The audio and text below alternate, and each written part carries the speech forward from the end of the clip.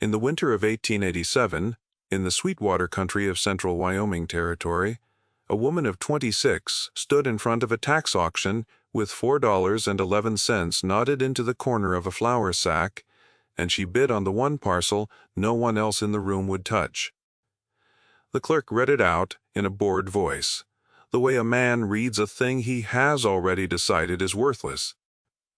"A quarter section of frozen ground on Cold Creek," he said, "and a claim shack standing on it, sealed since the man who built it walked off into a January storm 3 winters back and never came home. The roof had held. The door had frozen shut. Nobody had been inside since. Her name was Hesper Lowe, and she had come into that drafty land office with nothing but a dead man's tools and a skill her stepfather had spent 11 years teaching her before the lung fever took him. She did not look like a woman who would change anything. She looked tired and thin and out of money, and the men along the wall looked at her the way they looked at the weather, which is to say they did not look at her at all. What they did not know, what none of them could have known on that gray afternoon, was that the frozen shack on Cold Creek held something that had been waiting 3 years for the right pair of hands to open it, and the thaw that came that spring would settle a debt the whole town had agreed, quietly and without saying so out loud, to forget. Stay with me, because the cold keeps things. That is the first thing her stepfather had taught her, and it is the thing this story turns on.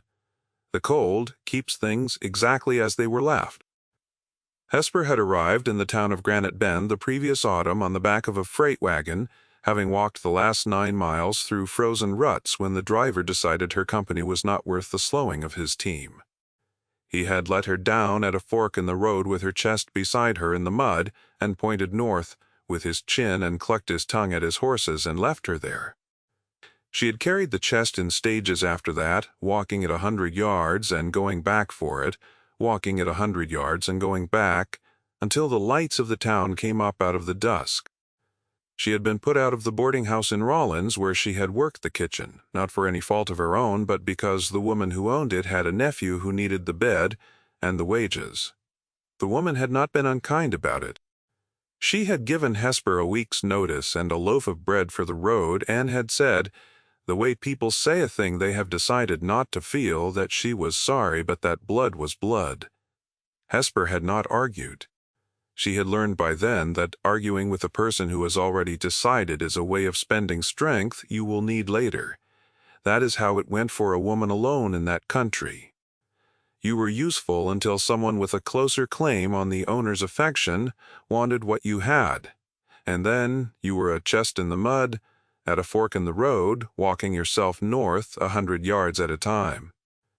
She carried a carpenter's chest, square and heavy, its corners bound in iron. Her stepfather had forged himself. Inside were the tools of his trade and hers, for he had taken her in when she was 15 and her own mother had died, and rather than treat her as a burden to be fed and married off, he had taught her to work wood and iron the way he worked it. His name had been Asa Tilley, and he had been a coffin maker and a cabinet maker, and when the work was thin, a man who could repair anything in a frontier town that had broken and could not be replaced. He had taught her joinery and the reading of grain.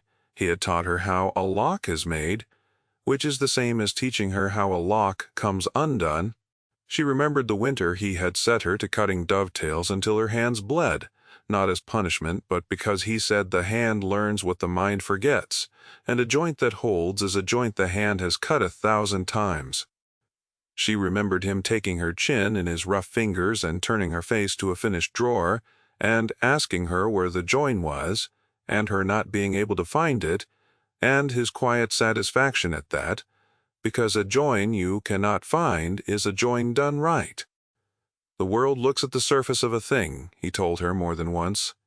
It does not look at how the thing was made. And how a thing was made is the only honest account of it, and a patient eye can read that account when the man who made it is long gone. She had not understood at 15 that he was teaching her to read more than furniture. She understood it now. The men of Granite Bend knew none of this. They knew only that a young woman with a heavy chest and a thin coat had taken a room above the harness shop and had begun quietly to take in repair work that the town's one carpenter was too proud or too busy to do. A cracked churn, a wagon seat, a drawer that would not close.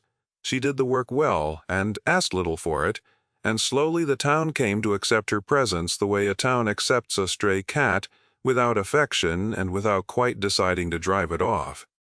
The auction had been the doing of the county, which wanted the back taxes on a piece of land that had sat unclaimed and unsold for 3 winters.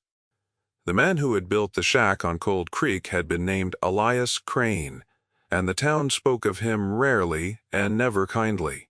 He had come west with money, or the appearance of money, and he had bought the quarter section above the creek and built a tight little shack, and then, the story went, he had lost his nerve or his savings and wandered off into a storm rather than face whichever ruin was coming for him. The bank had held a note on the land, the county wanted its taxes, and between the two of them the parcel had been picked over, found wanting, and put up at auction.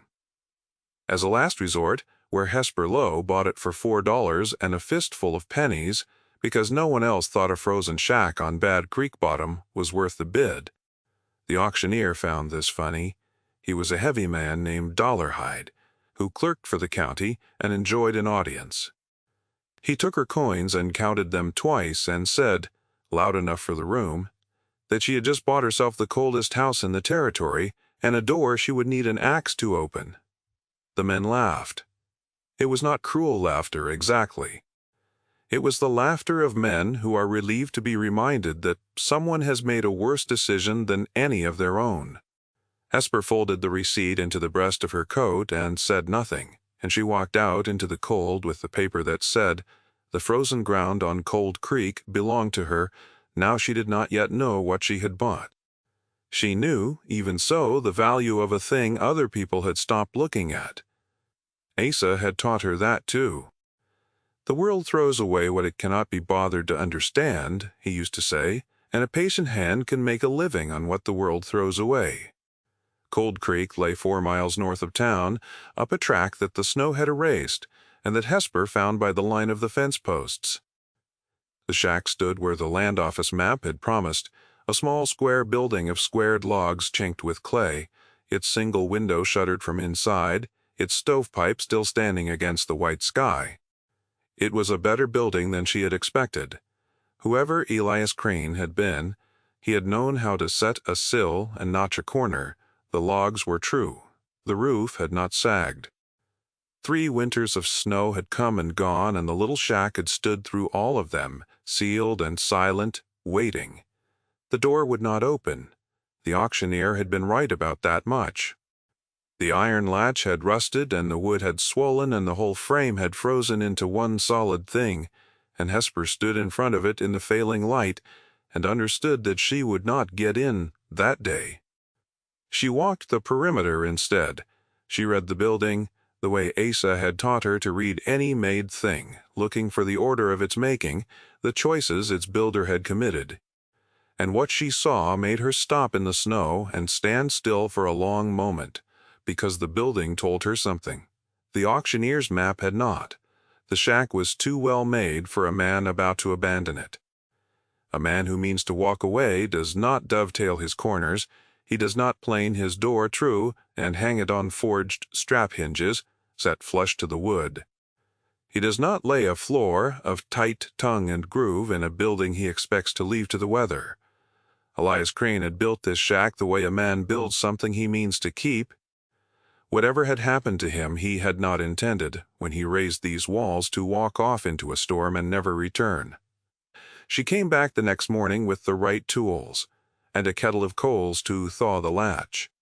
It took her the better part of the day. She set the kettle of coals on a flat stone against the door and let its heat soak into the frozen iron while she worked the seam of the frame with a thin chisel, easing it, finding the line where wood had swollen against wood and parting it a hair at a time. She poured warm water along the sill and let it find the ice in the joint and waited for it to do its slow work. And when it froze again, She warmed it again, the way you coax a thing rather than break it. Asa had never let her force a stuck drawer in her life. A forced thing splinters, he said, and a splintered thing tells you nothing and is worth nothing after. So she did not force the door. She worked the frozen frame with patience and warm water and the thin chisel for hours, because a forced door splinters and a splintered door tells you nothing. By the middle of the afternoon the latch gave, and the door swung inward on its forged hinges with a long, low groan, and the cold air that had been sealed inside that shack for 3 years came out past her face, and it smelled of dust and pine pitch and something faintly of ink. Inside, the shack was exactly as Elias Crane had left it. A narrow bunk against the wall, the blankets folded square, a table and 1 chair, a cold stove with a kettle still on it, a shelf of books, swollen with damp but standing, and everywhere the small evidence of a man who had been living a careful, ordinary life and had expected to go on living it: a coat on a peg, a pair of boots by the stove, set side by side, a plate and a cup on the table, washed and dry. There was no sign of flight in that room. There was no sign of ruin. There was only the stillness of a place that a man had stepped out of one morning, meaning to come back, and had never come back to. Hesper stood in the doorway and let her eyes adjust and felt the wrongness of it settle into her. The town had a story about Elias Crane, and the story was that he had lost everything and run from it. Yet a man who has lost everything does not leave his books on the shelf and his boots by the stove. A man who is fleeing his creditors takes what little he can carry. This room had not been fled. This room had been left, for an hour, by a man who never got his hour back. She did not touch much that first day. She built a fire in the cold stove to drive the damp out, and she sat in the 1 chair as the room slowly warmed, and she looked at the life that had been preserved around her by 3 years of Wyoming winter. The cold keeps things. Asa's voice, plain in her memory, she had not understood. When she bought the parcel, that she had bought a sealed room with a dead man's unfinished mourning still in it. Among the books on the shelf she found a ledger. It was bound in black cloth, and it had swelled with the damp, and the pages had stuck, and she dried it slowly by the stove over the following days, peeling the leaves apart with the patience of a woman who has learned that haste destroys. And as the pages came free and the ink resolved out of the foxing, Hesper Lowe began to understand that the frozen shack on Cold Creek was not the whole of what she had bought. It was the key to it. What had Elias Crane been? Not a failed speculator. The ledger told a different story, and it told it in a neat, schooled hand, line by line, date by date. He had been a surveyor. I want you to sit with that for a moment, the way she sat with it by the stove. Because in the year 1887, in a territory where every acre of value came down to where a line was drawn on a map, a surveyor was a man who held the truth of the land in his hands. And the truth a surveyor held could make a man rich, or it could expose a man who had grown rich by lying about where the lines fell. The ledger was a record of Elias Crane's work across 3 years in the Sweetwater country, and the most recent entries, the ones nearest his disappearance, concerned a stretch of land along the Sweetwater River south of town. A long bottomland that the Granite Bend Land and Cattle Company had filed on and fenced and run its herds across for the better part of a decade. The company belonged to a man named Vance Artery, who was the richest man in the county and the president of its only bank, and who had built that wealth, the town believed, by being shrewder and harder and earlier than anyone else. Crane's ledger told a different story. In his neat hand, the surveyor had recorded a discrepancy. The original government survey of the Sweetwater bottom, the one filed when the land was first opened, placed the boundary of the open homestead land a full half-mile north of where the cattle company's fence now ran. The company had not bought that half-mile. The company had simply moved its fence, year by year, post by post, onto land that, by the government's own survey, belonged to the homesteaders who had filed along the creek, and then it had paid to have the county survey redrawn to match the fence. Elias Crane had been the man hired to redraw it, and Elias Crane had refused. The last entries in the ledger were dated in the first week of January, 3 years before. They recorded, in the same neat hand growing slightly less neat, that Crane had completed his own honest resurvey, that it confirmed the original government lines, that the cattle company's fence enclosed a half-mile of land it did not own, and that this land included the proved-up homesteads of 4 families who had been told, when they protested the fence, that they were mistaken about their own boundaries and had best move along. Crane had written their names. He had written that he intended to file his true survey with the Territorial Land Office in Cheyenne. The last entry was a single line. It said that he would carry the survey to Cheyenne himself on the morning of the 9th, because he did not trust it to the mail. The morning of the 9th was the morning of the storm. The morning he walked out into the snow and never came home. Hesper closed the ledger and sat very still in the warming room, and she understood that she was holding the thing a man had died to protect. She did not know yet whether Elias Crane had died of the storm or of something the storm had been convenient for. She knew the shape of what she held well enough. She knew that the town's story about him, the lost speculator who ran, was not a true story. It was a story that someone had needed the town to believe. She was a woman alone, with $4 spent, and a dead man's ledger, and the richest man in the county had built his fortune on the lie the ledger disproved. A wiser woman, a more frightened woman, might have burned the book and kept the shack, and said nothing. Hesper did not burn it. She did what Asa had taught her to do with the thing other people had stopped looking at. She looked harder. There was more in the shack than the ledger. A surveyor's work is not a book. It is instruments and field notes and the chains and the transit by which the lines are measured. If Crane had made an honest resurvey, the proof of it was not only in his neat summary, it was in the raw field notes, the measured bearings and distances, the witness trees blazed and recorded, the corner monuments described. A summary can be called a forgery. Field notes, taken in sequence over days, in a man's own hand, with the weather and the hour recorded, are very hard to fake and harder still to dismiss. Hesper went looking for the field notes. She did not find them in the shack. She searched it the way she would search a piece of furniture for a hidden drawer, by measuring the outside against the inside and looking for the space that did not account for itself. The shack accounted for itself. Honestly, there was no hollow wall, no false floor. Wherever Crane had put the field notes, he had not put them where a careless search would find them, and that told her something, too. A man who hides his work is a man who knows his work is dangerous. It was the loyal weight of Asa's lesson that turned her back to the door.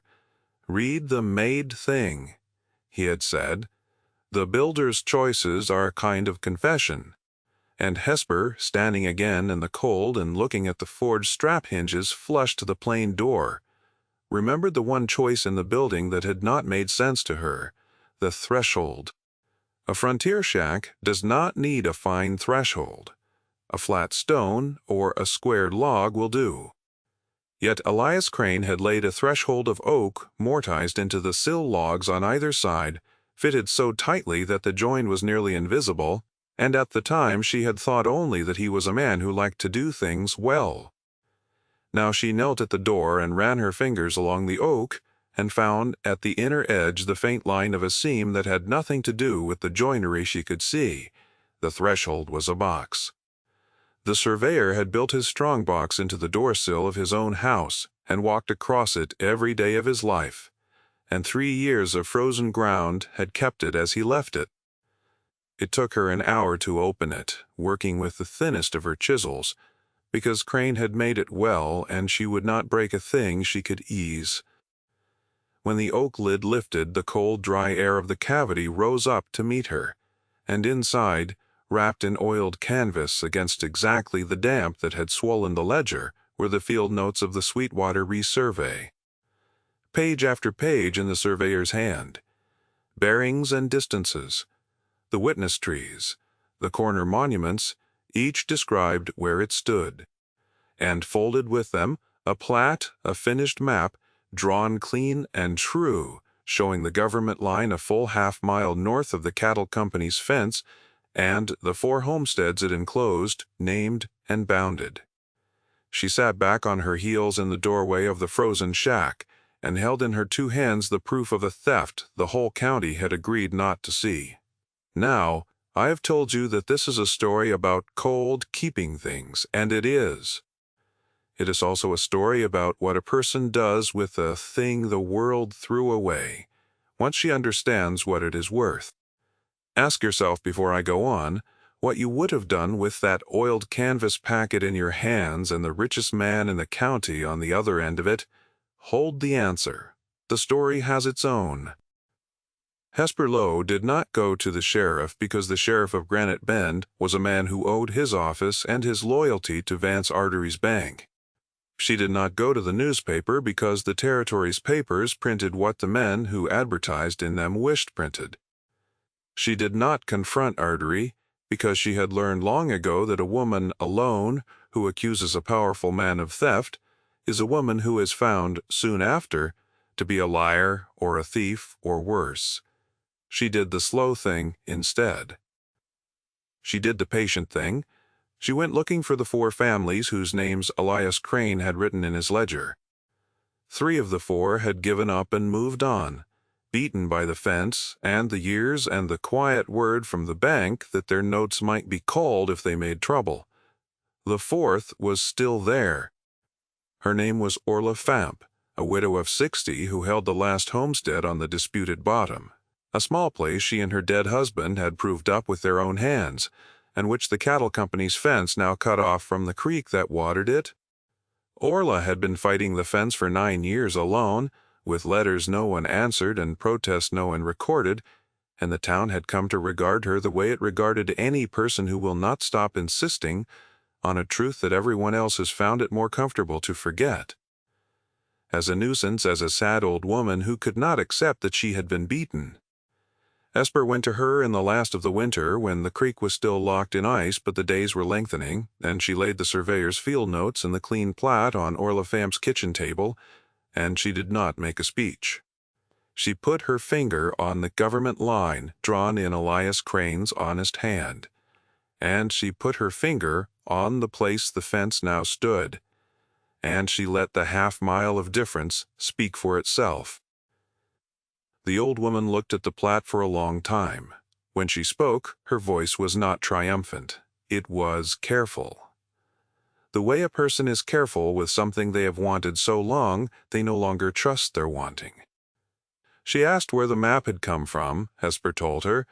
She told her about the frozen shack and the threshold strong box and the surveyor who had meant to carry the truth to Cheyenne on the morning of a storm. Orla Famp listened, and at the end of it she put her own hand flat on the plat over the line and said only that Elias Crane had been a decent man, and she had wondered all these years what had become of him. That was the alliance. No handshake, no speeches, 2 women at a kitchen table over a dead man's honest work, and the long patient labor of using it began. What followed was not a confrontation, it was a restoration, and a restoration is slow. Hesper understood that a single document, however true, could be made to vanish in a territorial office where Artery had friends. So she did what a careful hand does. She made it impossible to vanish. Over the spring, she copied the field notes and the plat in her own clean hand, 3 full copies, each one checked against the original, the work done at night by lamp at the table in her room so that no one passing in the street would wonder at the lamp burning late, and she checked each copy twice, line against line. The way Asa had taught her to check a measurement before he cut, because a wrong figure copied is a lie you have made yourself. She and Orla together walked the disputed line in the thawing weather and found, where Crane's note said they would be, the original corner monuments, the stone mounds, and the blazed witness trees. The government surveyors had set when the land was opened, half of them now standing inside the cattle company's fence. The first monument took them a full day to find, for the years had grown grass over the stone mound, and a careless eye would have walked past it as a hummock in the bottom. Crane's notes, however, gave the bearing and the distance from a bend in the creek, and Hesper paced it off as the dead man had recorded it, counting her steps aloud while Orla held the end of a knotted cord, and where the count ran out they knelt and parted the grass, and there was the stone, set deep, exactly where the honest survey had put it. The old widow made a sound when she saw it that was not quite a word. They photographed nothing, for they had no camera, but Hesper measured each monument's position against Crane's recorded bearings, and where the old surveyor's dead reckoning met the living stone in the ground, the truth stopped being a claim in a book and became a thing any man could walk out and put his hand on. They found 4 such monuments over 3 weeks of walking, and each one stood inside the wire, and each one said the same thing. The stone could not be argued out of saying the fence was wrong by a half-mile, and the ground had been keeping the proof of it the whole time, waiting under the grass for someone to come with the right count and the right cord. The cold had kept the shack. The ground had kept the monuments, and a patient woman had spent a season making the one prove the other. There was a moment in the middle of that spring when the work nearly came undone. Ward had reached the bank, as word does in a small place, that the woman who had bought the worthless shack on Cold Creek had been seen walking the Sweetwater line with old Orla Famp and a sheaf of papers. A man came to Hesper's room above the harness shop, a polite man in a good coat who climbed the outside stair and knocked twice and waited to be admitted, which no one in that town had ever bothered to do. He took off his hat indoors. He said he represented certain interests, and that those interests would pay a fair price, a generous price, for the parcel on Cold Creek, and any old documents that had come with it, sight unseen, no questions. He named a sum. It was more money than Hesper Lowe had ever held in her life. More than the chest and the tools and everything she owned were worth 10 times over, and he named it the way a man names a thing he is certain will end a conversation. She let the silence sit a moment. Then she asked him, level, what interest a generous man had in old documents he had not seen. He smiled and said only that his interests valued tidiness, and that a sale would spare everyone a deal of bother. He was courteous. He did not threaten. He did not need to. The threat was in the courtesy, in the fact that they knew what she had and where she slept, in his having climbed the stair to the room of a woman alone to tell her, gently, that her papers were known. She told him the parcel was not for sale. She said it once and did not explain it, because an explanation is a door a careful man will get his foot into, and she had learned to give him no door.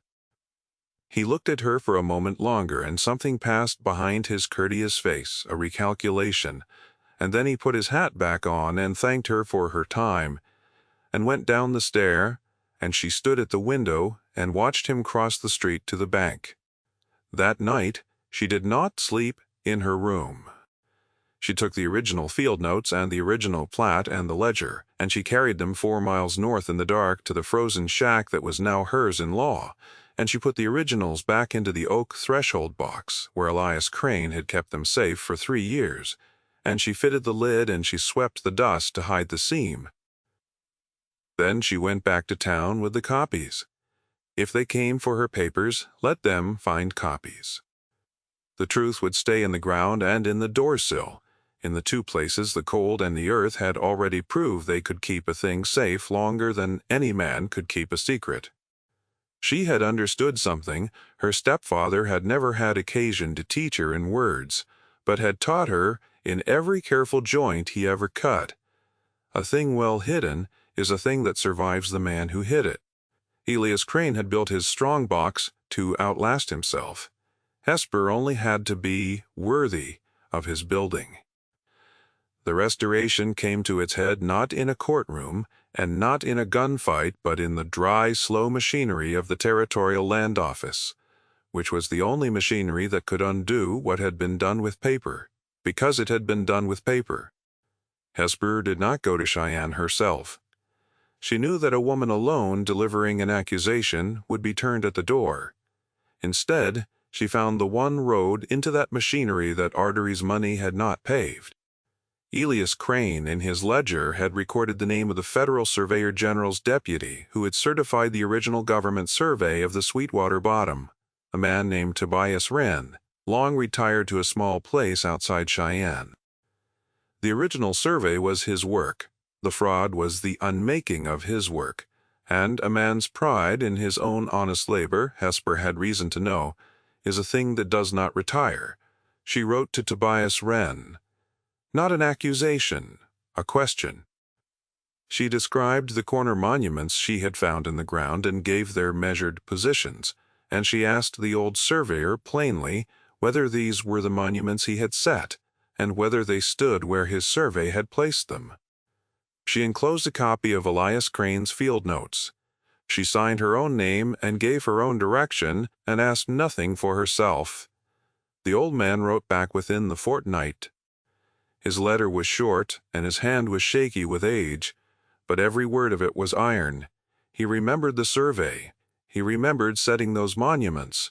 He confirmed that they stood where his work had placed them, a half-mile north of any fence he had ever heard of, and he wrote that he had wondered for years why the county plat of the Sweetwater Bottom no longer matched his field returns, and that he had been given to understand when he once inquired that he was an old man whose memory was failing. He wrote that his memory was not failing. He asked Hesper to send him everything she had, and he gave her the name of a man in the General Land Office in Washington who handled exactly the kind of correction she was describing, a man whose business it was to set right the falsified record, and over whom Vance Artery's county friendships had no power at all. That was the lever, not violence, not accusation, shouted in the street.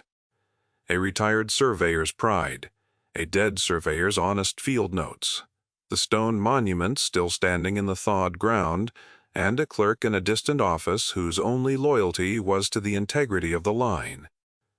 Hesper Lowe assembled the whole of it, the copies and the confirmations, and the old man's iron letter, and she sent it where it could not be made to disappear, and then she did the hardest thing of all, which was to wait through the summer and the autumn while the slow machinery turned. It turned. A man does not undo a decade of careful theft in a week, but the federal record is patient and it is long, and the falsified county survey could not stand against the original government field returns once an honest man inside the system was made to look.